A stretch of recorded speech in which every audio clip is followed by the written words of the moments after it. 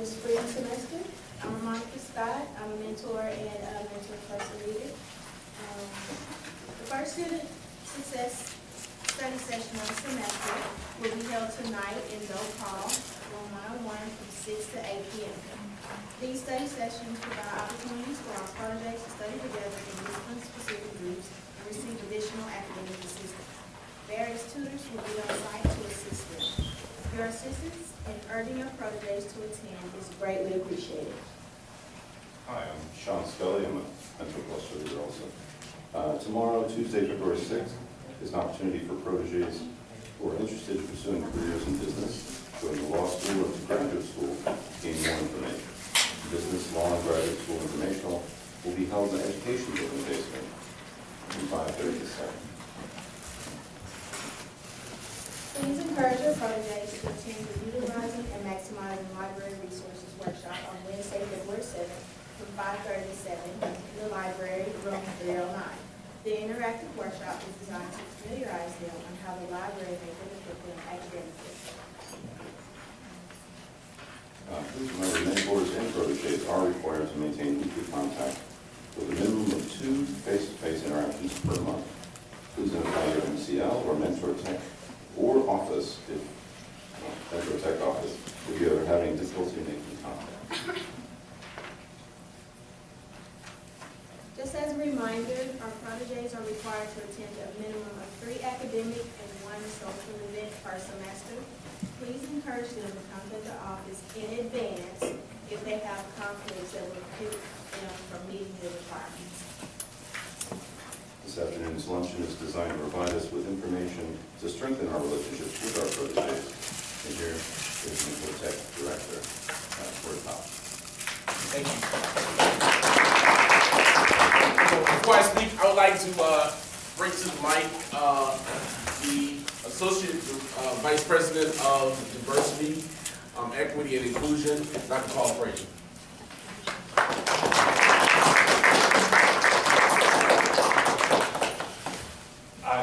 I had just told Corey that I wasn't saying anything, but I want to say good afternoon.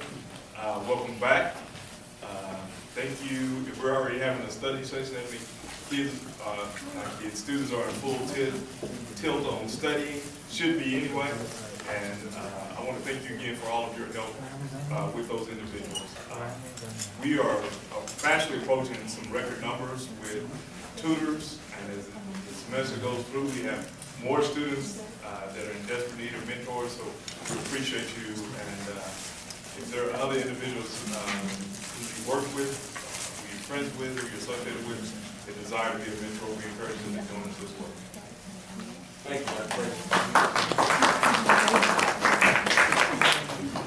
So today's workshop is really designed, this is more of a reconnecting workshop for you as mentors and helping our students.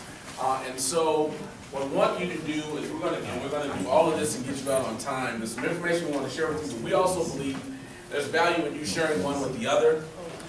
And so as you're eating at your group, at your table, if you'll take a few minutes and address the things on the screen. We want you to discuss some of the challenges you've experienced in connecting with your proteges, talk about what has worked and what hasn't, and then come up with 5 to 8, maybe 3 to 5 innovative ways to improve the relationship, and then we're going to ask you to report out.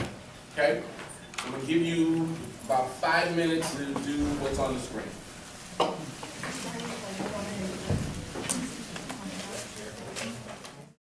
Whether you want to share the challenges or what hasn't worked or what has worked, we'll hopefully get a mixture of each response, right?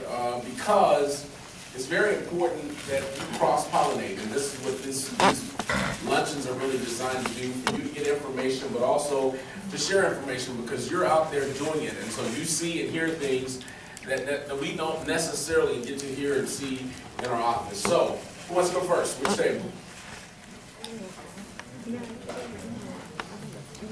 Yes. Okay. Yeah, please stand so everybody can hear you. Well, for me, from the first day my protege came, we had a meeting, So I was open to him, I was truthful. I told him, if you want to succeed, it's going to require you to work hard. So from the beginning, we set out goals for ourselves. And one thing that has really worked for this period is that I invited him to my church, and he accepted to come. And since then, we have meetings pretty much every Sunday when we go to church. So that's something that has worked so far. And we get weekly updates, and we still meet at the beginning of every semester, like we met like 2 weeks ago. So give me an update. He did really good last semester. And then when I spoke to him the first time, he was really crying. And I wanted to know why he was crying. He said, you know, I didn't really get to ask details, but I figured out he saw someone that really cared about him. Someone that cared about his success, so he was really open to me.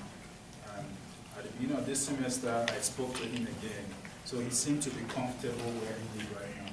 So I think the kind of relationship we created from the beginning has helped us make the connection with them.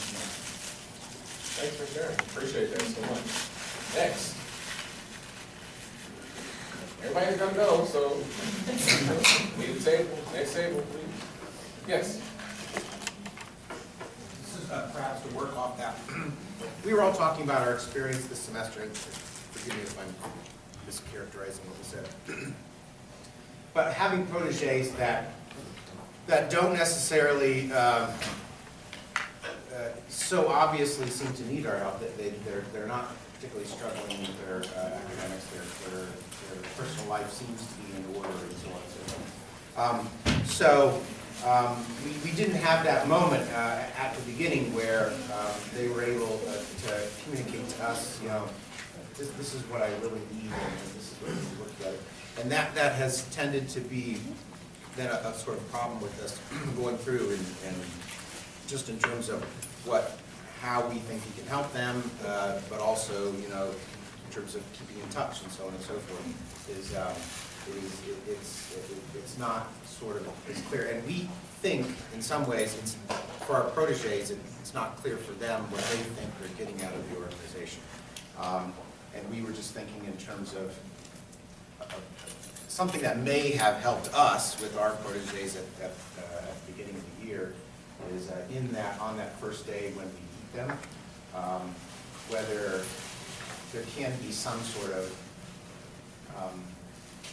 diagnostic moment where we try to sort of figure out with them what it is they think they want out of the thing, what it is they need, what it is, how is we can help them. That's not a fully formed idea. But I want to come and address that. Yes. Can I just have a comment on what each gentleman said? I don't know if it's exactly the problem, but for the whole time that I've been serving as mentor, I had this problem. At least to me, it's a problem. Like now I have 2 projects this year. So, and 1 last year. And it happened last year too. That, like, I try to keep the contact, the weekly contact with text or phone call, and having that by weekly meetings. And it's really boring for 3 of us, at least. Like, they come to me, we sit together. Are you okay? Do you need anything? Can I help you with something? Are you good with your courses? Do you need any help with your like campus life? And everything is perfect with them. And it's just a session of 3 or 4 minute session of yes and no. If I ask something, they say yes or no. And then it's over. Okay, I will see you like 2 weeks from, next week, or I will text you. And that's it. And but I'm thinking about, he said a good word. Probably now I'm coming back to myself and blaming myself. Probably I'm not having that exciting impression of the Protege. Like the day that there was a shooting on campus, one of my projects was leaving, and that the same building, and I just asked him to come to me tomorrow, and we met. I said, "Do you feel nervous, or did you? Was afraid yesterday?" And he was totally okay. No, that's fine. No, I didn't scare. So, do you want to talk to somebody about it? No. So I don't know if they are really, I hope that they're really doing great on a campus life. But the other thing is something I'm thinking, probably I'm not the person that you're feeling comfortable to talk to about the issues that may have. I don't, probably they don't have anything to share with me, I mean, in terms of the concern or the help that they need. Thanks for sharing. I'm going to pause before you just say that I think it's important that you don't ask yes or no questions, because if you ask yes or no questions, you're going to get yes or no answers. So to delve a little bit in, and you have to kind of read between the lines, and that's where your mentor cluster leaders should be able to help you as well as the staff to kind of help. There are ways to get information, because if you just ask them how you're doing, 90% of them will say okay. When we looked at the grades, and we had like 79 students that fell below 2.0 last semester. I would venture to say the majority of them were like, yeah, I'm good. But we had students come and talk to us who never got grades, like never went and met with the professor, never saw what the results of the exams or this is what we were being told. So how do you know you're doing okay? Well, I just thought I was doing okay. So we know okay is not okay all the time. Right? So we're going to try to help you with some tools that can help you with that. Next table, please. Yes, sir. One of the difficulties that some of us found are just finding time to actually meet up, such conflicting schedules. What I've done that sometimes works is just at the start of the semester, looking at both schedules, finding a mutual time, and just set up a reoccurring appointment. Sometimes we miss it, and the only thing I ask, and I try to do this myself, is if we can't make it, as much notification as possible. Sure. But sometimes it's worked really well, sometimes not. Thanks. Yes. Don't send freshman emails.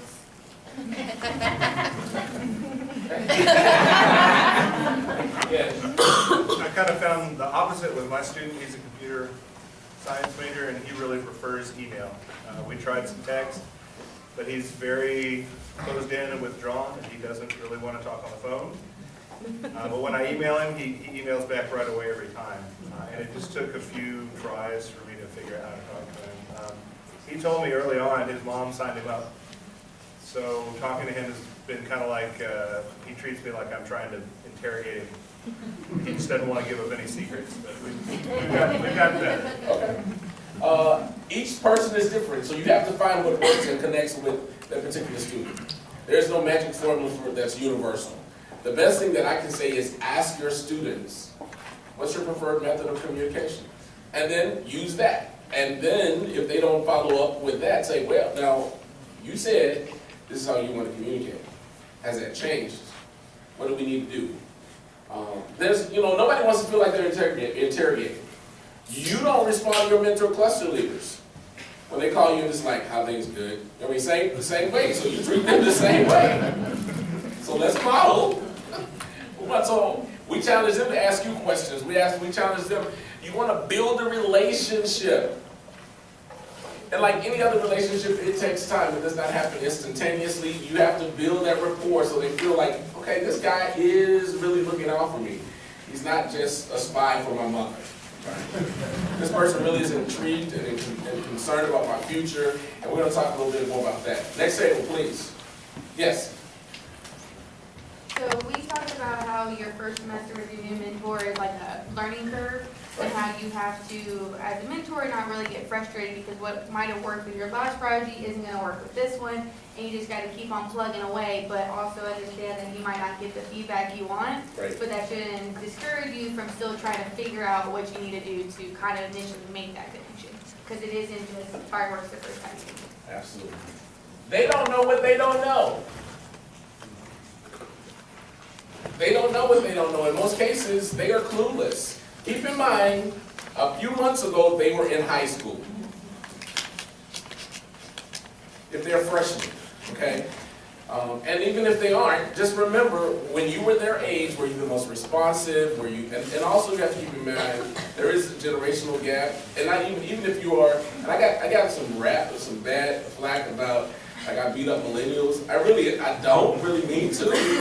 My point is because we have a mixture. My point is to illustrate that there is a variance, and even if you're within the same generation, how you see the world, how you respond to it is a little bit different. And so the best way is to try to find ways to connect with them. Next table, please. Yes.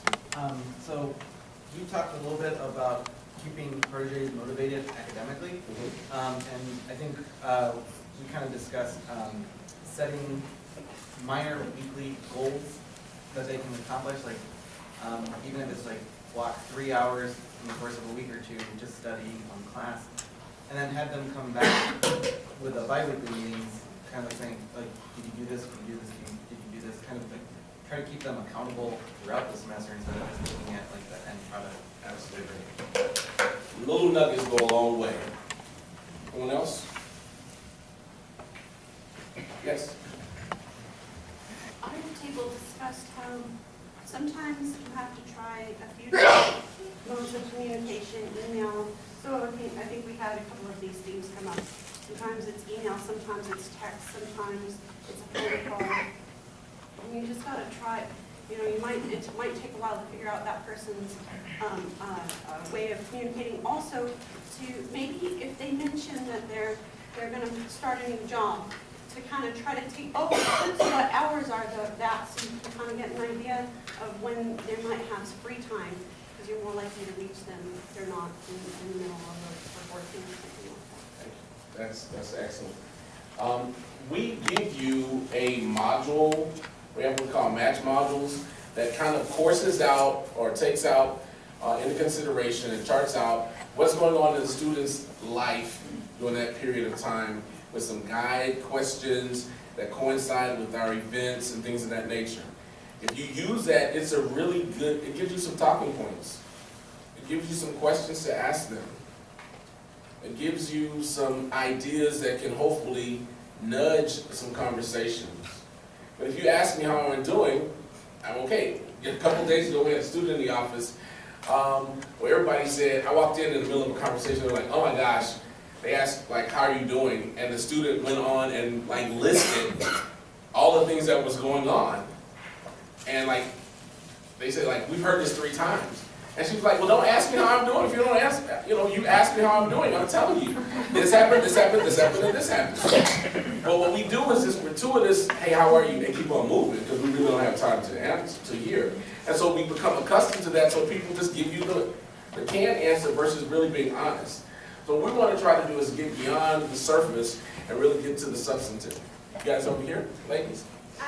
We actually talked about goal setting also in terms of just kind of defining what your goals are as being a key piece. Not just in having a successful interaction, but also kind of have stuff to talk about. Right. Yes, we're going to go to that. SMART goals, we're going to talk about that. We did a check today. We have a SMART goal system in our online system, and out of all you mentors in the program, only 15 of you have SMART goals established in the system. It's a tool that can really help you chart course. It can help you to reflect on what has been accomplished and what hasn't. So just want to reiterate, that's a really good tool for you that's available, that's not being utilized. All right. Thanks for sharing. So we were in a presentation earlier this semester, and Dr. Tom Brown was here, and he was talking to staff within the division and a couple of other units, and he shared some interesting information that I want to briefly touch on. That today, 1 in 3 American college students drop out.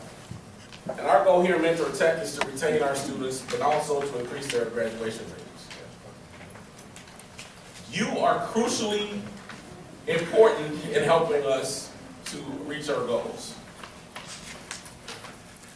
He went on to share this from Laura Brendan, that students want to know they matter. Someone said it earlier.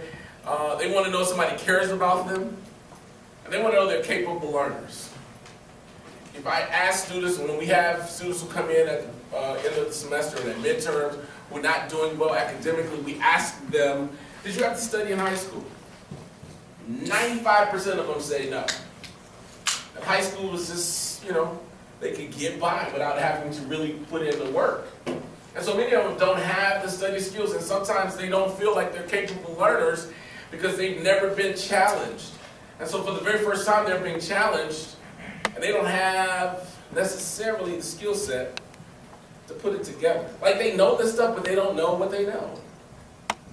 Or they don't know how to study. They don't know their learning style. So we offer workshops designed to help address all of that. They don't know how to manage their time.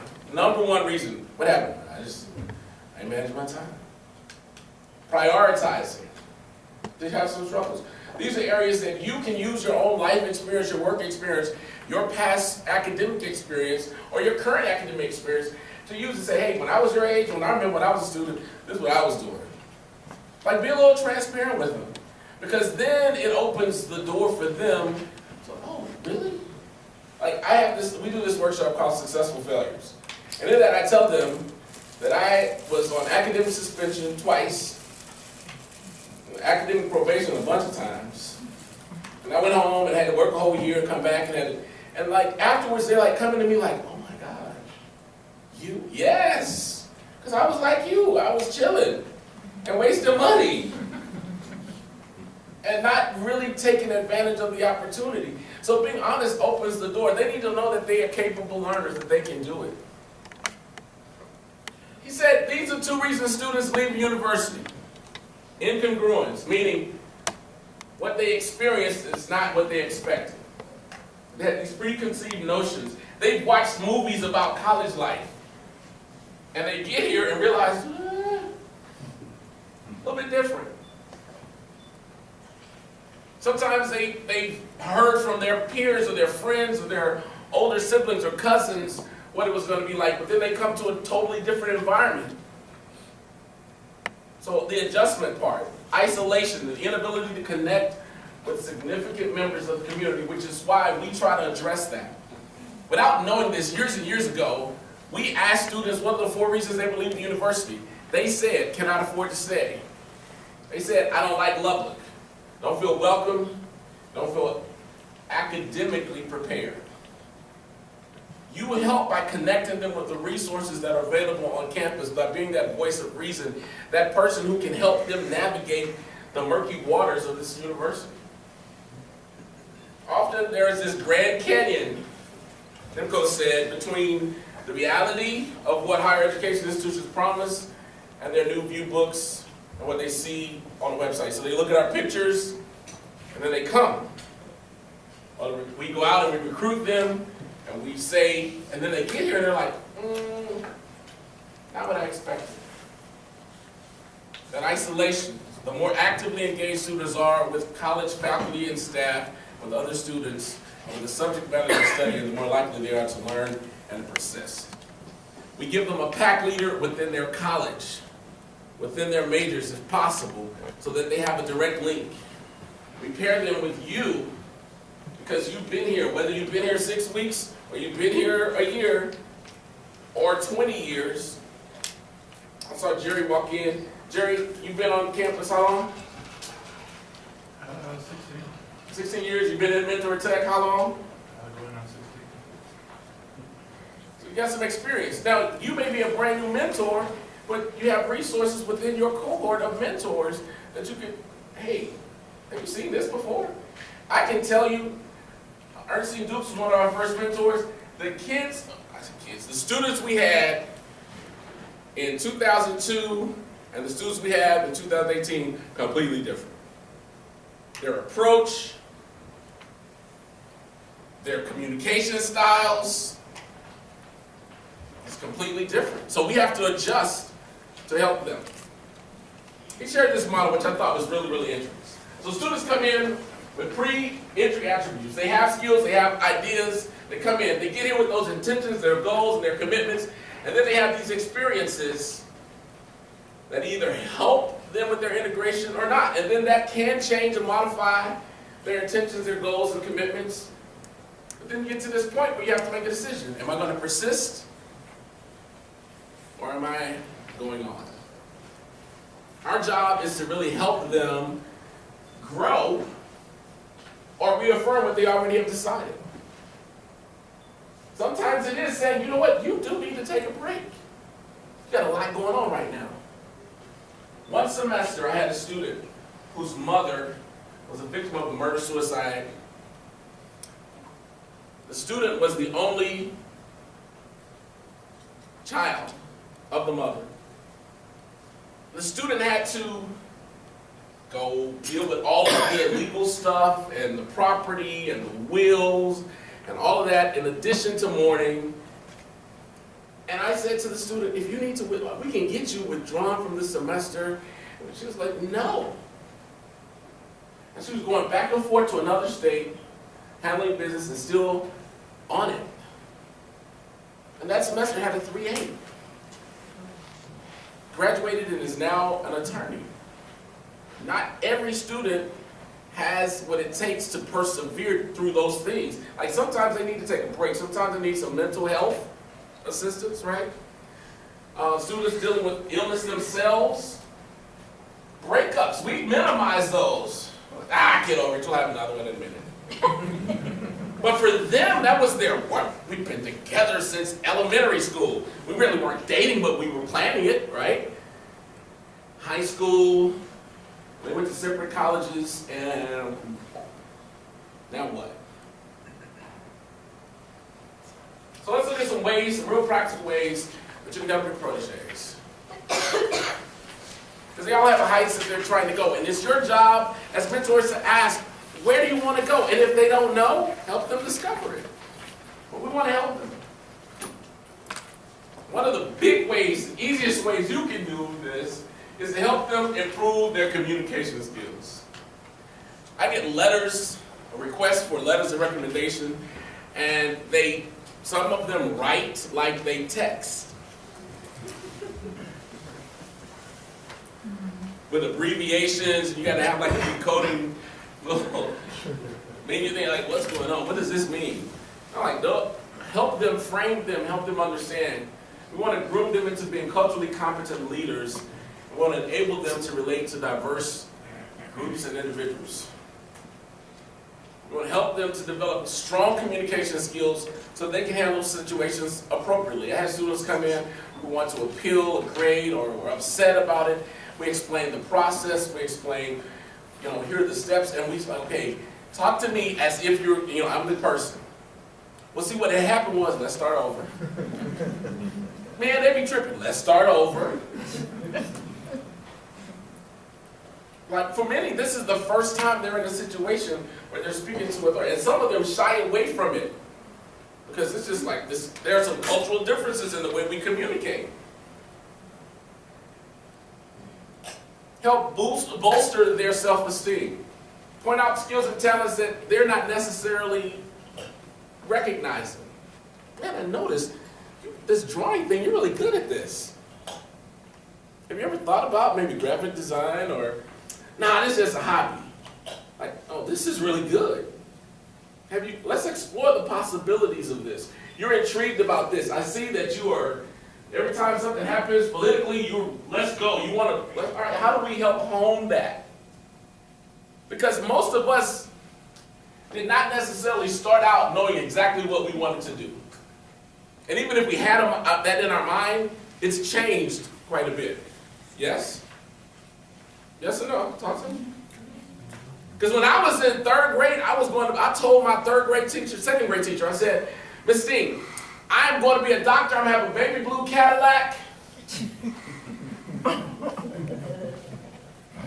not a doctor. I don't have a Cadillac, and the car I have is not baby blue. I wanted to be a scientist, and then I had to realize how much math is not my strong suit. We change. The average college student changes his or her major at least once.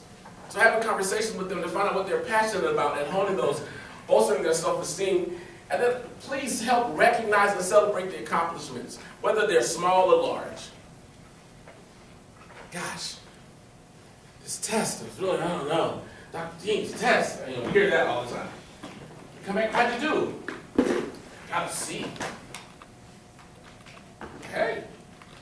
I know students who got F's in this class. No, but that's not good. No, but you got a C. That's better than a D. At least you have some familiarity. Now let's see if we can bolster it a little bit more. Let's see what we can do. Build on those things. Help them to celebrate their accomplishments.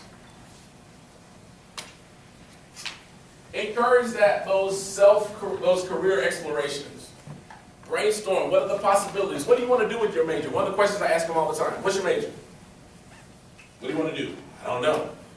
Well, can we help you get connected with individuals who can help you with that?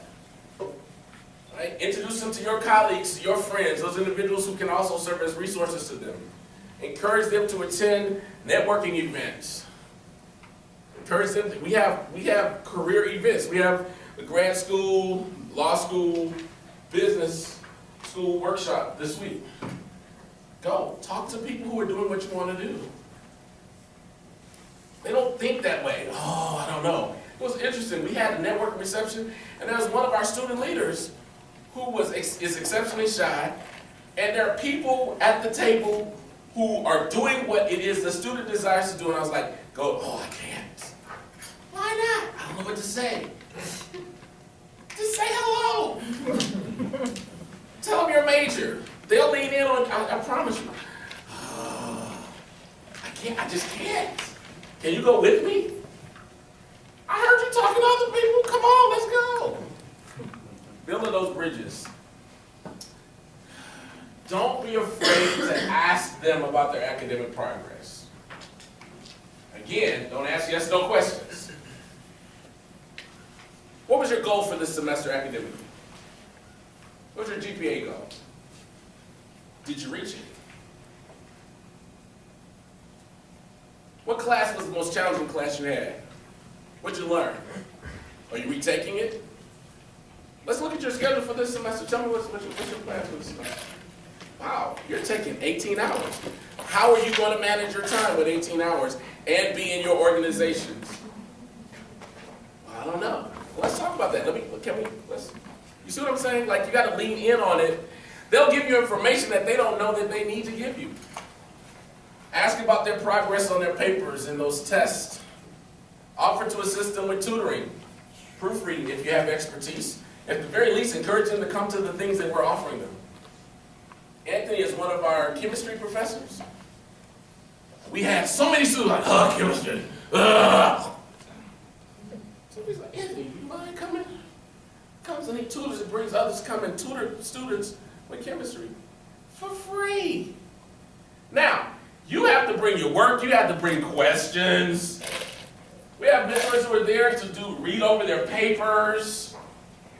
We have students who are doing well in the class that are there. We break them up into academic disciplines, specific groups, so they can study together. Hey, did you know you're in the same class? Oh, there's somebody how'd you do, right? Those things really help. Being a friend to them. Some students find it difficult to talk to their parents, their guardians. Now they don't need, many of them, then we have some students who are like, I need somebody to be on me like my mama. You want to make sure you tell your mentor that. Make sure your mentor is comfortable with that. Some people are like, I don't want anybody like my mother.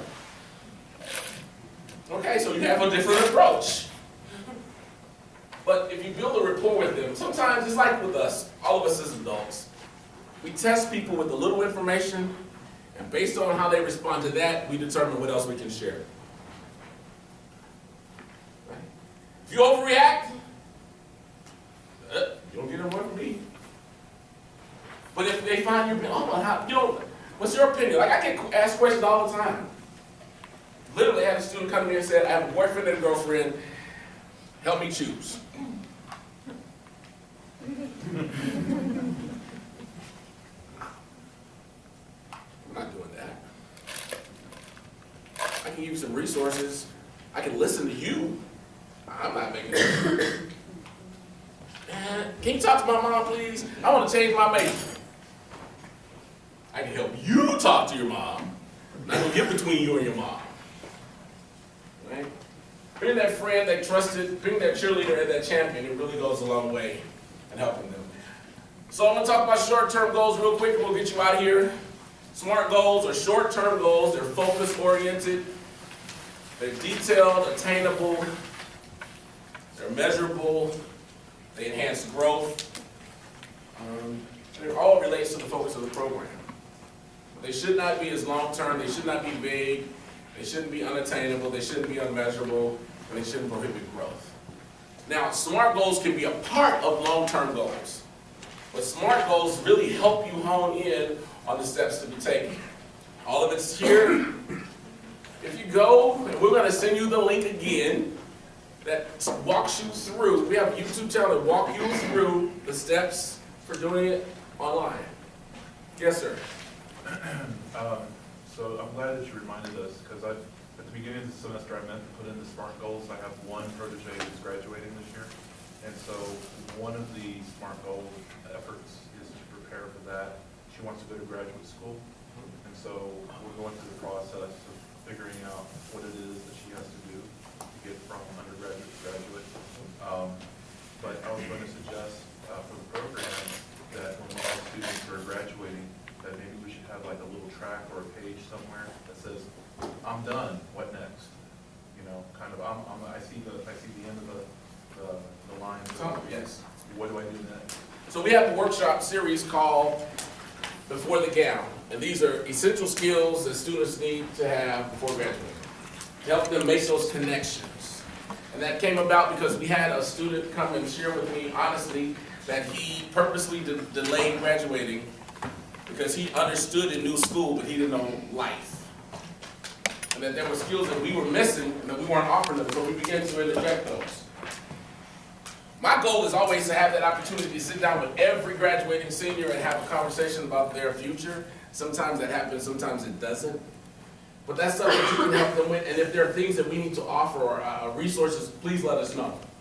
Put those online. Almost like a checklist or something. Yeah. That's a good idea. Thank you for that suggestion. So it walks you through how to set it up. All of this is online. You also have the handout. Entering a SMART goal, tracking your SMART goal, reviewing it. It's all there. It shows up for each student you have. Yes? It took me 5 minutes to set up the SMART goal while you were talking on my phone.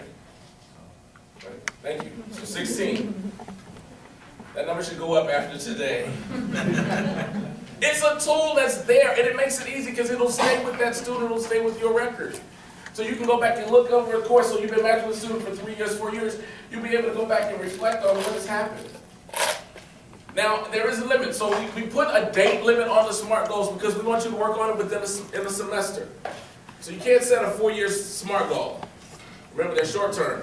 So you can track it within the academic year, and then you document it, print it off, and then next year you need to follow up and re-enter it and go forward on it. But you'll have that part of the record. You can update, change dates. You can change the due date. You can modify it. There are steps. It's all there for you and your student. As I said, you can edit it. All of this information is there for you to get you out of here. It's all track. This is a resource for you that helps minimize your efforts, trying to maintain a recollection of everything. We document it, it's there, and we get to see the progress, and you can tie success with your efforts.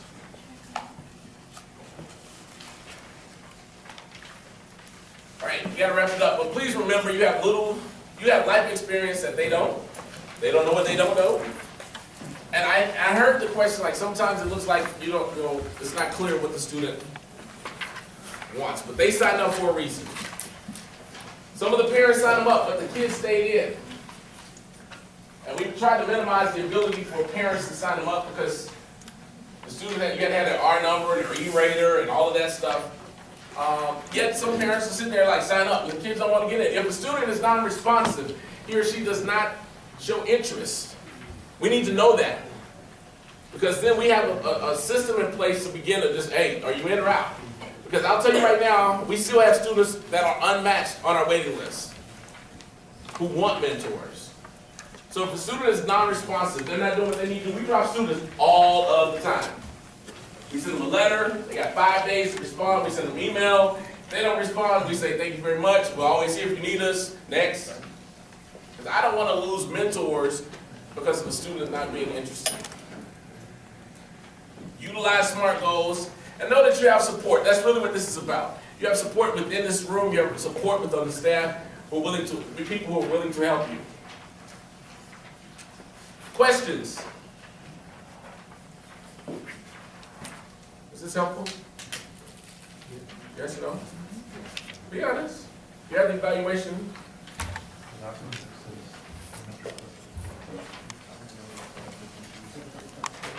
Feel free to give us input, feedback. We will email this out. We're going to put it up on the YouTube channel. We'll email out the steps again for setting up SMART goals so everyone will have it. For those of you who have established goals but you don't have it in the system, I urge you to put it in the system. I really would like to see that number go up from 16 now.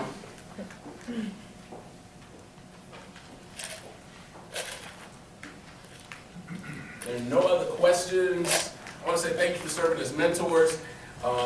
Ms. Edna is a great resource for you here. And I know we have a new person here, so we do want to meet with me, we do a one-on-one session. And if you guys also know anyone that wants to join Mentor-Protege, have them contact me. We'll set up a schedule and we'll do a one-on-one session with them. So we'll get you on and get you matched with all these students, because we do have, as long as the students have enough mentors. In fact, we have one mentor right now that as soon as we do the information session with him, he's ready to be matched. All the mentors that are here that are active have been matched. So now I'm just waiting for some more to come in, so start spreading the word out. We really need more mentors, guys. Thank you. And if you have one protege and you're interested in serving another one, all you have to do is go in and change a question in your in the system that asks you want to mentor one or two students. Just change it and automatically it'll cue us that you need to be matched with an additional student. Just by way of final announcements, you heard all of the things that's coming up this week for your students. Also, this is African American History Month, Black History Month. There are two important speakers who are coming to our campus as part of the African American History Month lecture series. On the 15th, we have Anita Hill coming. We're currently out of tickets for her. This is a free event. We're out of tickets, but we're encouraging people to still come because some people get tickets and don't show up. The way it works is the people with tickets have until 6:45 to be in their seats. After that time, any other seats will be open to those who just want to get in. So that's a possibility. Also, Dr. Michael Eric Dyson, who was the Mentor-Tech banquet speaker in 2009. He's going to be on our campus on the 26th. Again, those are free. We still have plenty of tickets for his lecture in our office. Don't call 101. We'll be more than happy to assist you. Thanks again for coming. Please leave your evaluations. Have a good day. Thanks for lunch. Thank you.